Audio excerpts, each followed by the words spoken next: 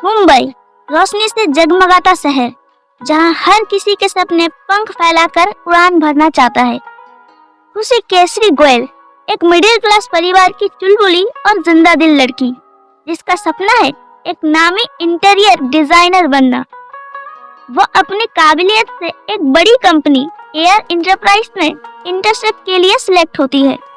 दूसरी तरफ अर्नब सिंह राठौड़, उसी कंपनी का सीईओ, एक सख्त और बेहद प्रोफेशनल इंसान। उसके लिए काम से बढ़कर कुछ नहीं और इमोशंस की उसकी दुनिया में कोई जगह नहीं। खुशी केसरी गोयल अपने पहले ही दिन ऑफिस में देरी से पहुंचती है। घबराहट में दौड़ते हुए वो गलती से किसी से टकरा जाती है और उसके हाथ में रखी कॉफी सीधा सामने वाले के महंगे सूट पर गिर जाती है। ओह नो, मैं बहुत सॉरी हूँ। खुशी जल्दी से नैपकिन निकालती है, लेकिन जब सामने वाले को देखती है तो उसके होश उड़ जाते हैं। मिस्टर अर्नब सिंह राठौड़। अर्नब अपनी कोल्ड तीखी नजरों से उसे घूरता है। उसकी आंखों में गुस्सा साफ झलक रहा था।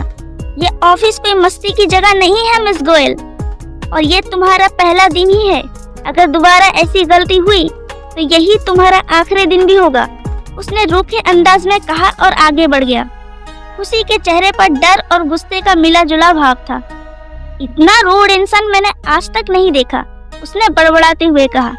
लेकिन उसे क्या पता था कि यही नफरत की शुरुआत एक खूबसूरत मोहब्बत की दास्तान बनने वाली थी। खुशी का पहला दिन उम्मीदों के बिल्कुल उलट गया था। जिस ऑफिस में वो अपने सपनों को साकार करने आई थी, वही पहले ही दिन उसका सामना सबसे अकड़ू और घमंडी इंसान से हुआ। अर्नब सिंह राठौड़। इतना रूड इंसान मैंने आज तक नहीं देखा, वो ऑफिस के कैफेटेरिया में अपनी दोस्त मीरा से कह रही थी। मीरा हंसते हुए बोली, तुम पहली लड़की नहीं हो जो ये कह रही हो खुशी। अर्नब सिंह राठौड़ को तब रूठा हुआ नवाब कहते हैं। किसी से सीधे मुंह बात ही नहीं करते, बस ऑर्डर देते हैं।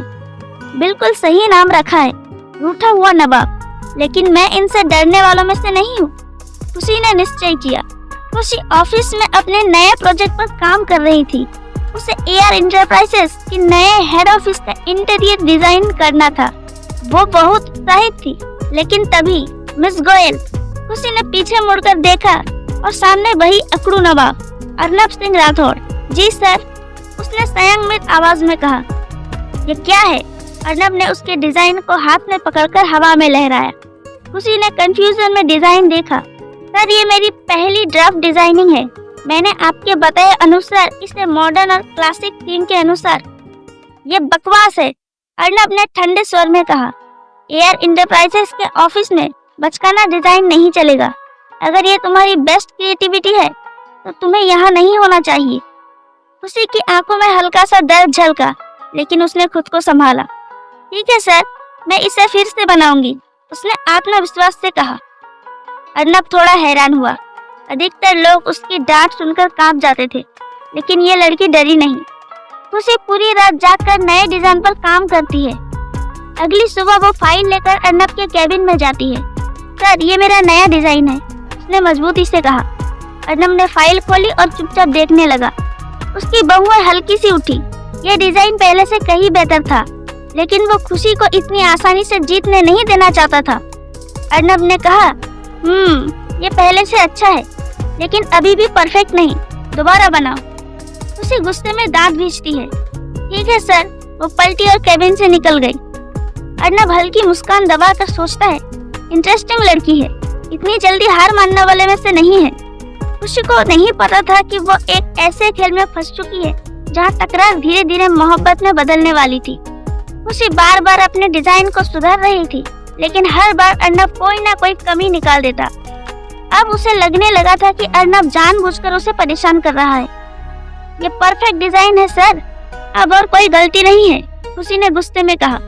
अर्नब ने उसकी फाइल को देखा और मुस्कुराते हुए बोला, शायद अब सीख रही हो मिस गोयल।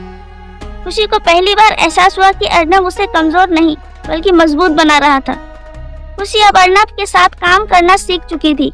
वो उसके हर चैलेंज को एक्सेप्ट कर रही थी। एक दिन वो देर रात ऑफिस में काम कर रही थी। अचानक बिजली चली गई। घबराकर उसने टेबल के नीचे छुपने की कोशिश की। तभी किसी ने टॉर्च जलाई। डरपोक हो, अर्नब की आवाज गूंजी। खुशी ने गुस्से में कहा, नहीं, बस अंधेरे से नफरत है। अर्नब ने उसे पहली बार करीब से देखा।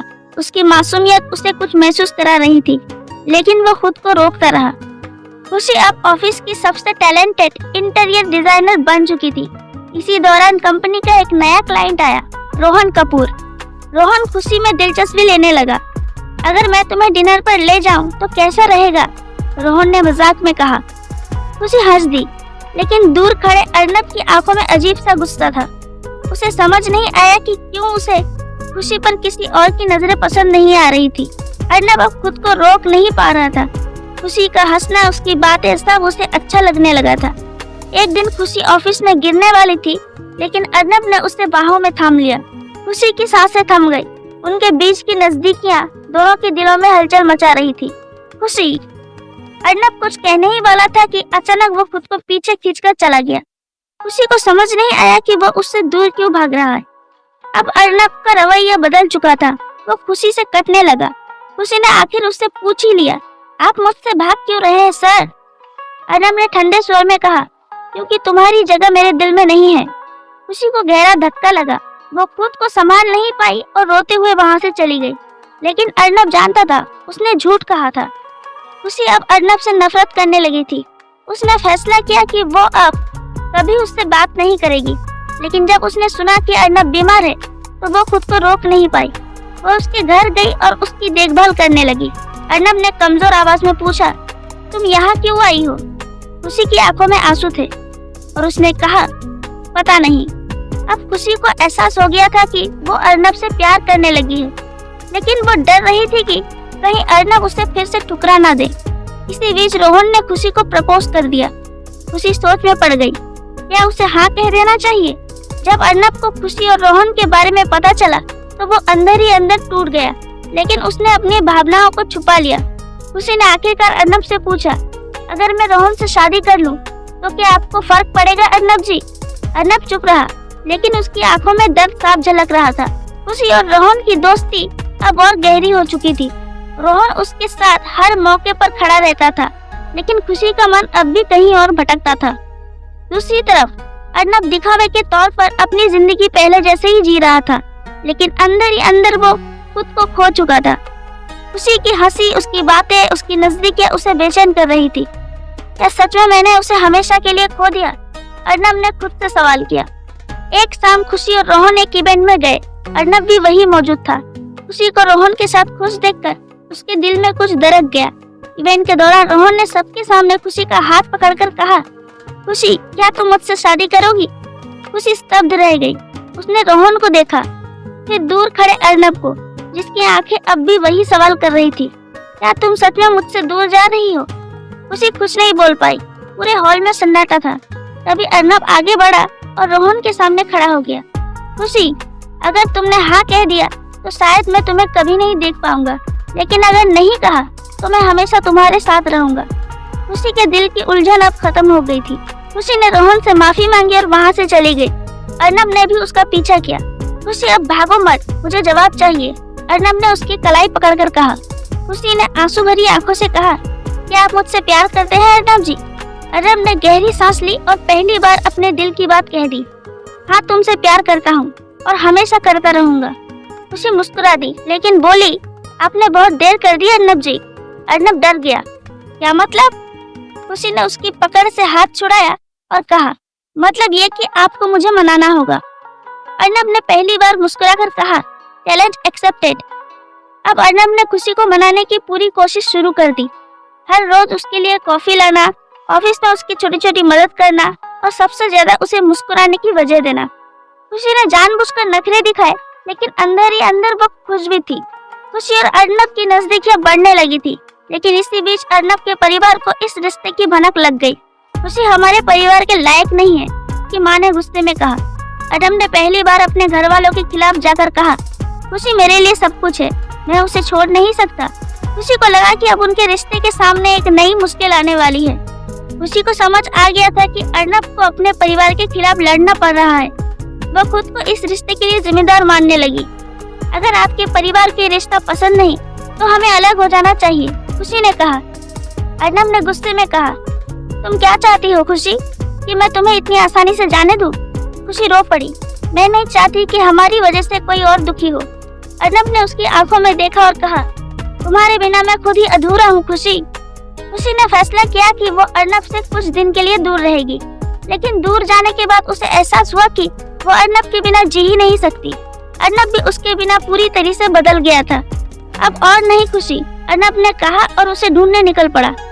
खुशी अपने पुराने घर में थी। अचानक दरवाजे पर किसी ने दस्तक दी। दरवाजा खोलते ही उसने देखा अर्नब बारिश में भीगता हुआ खड़ा था।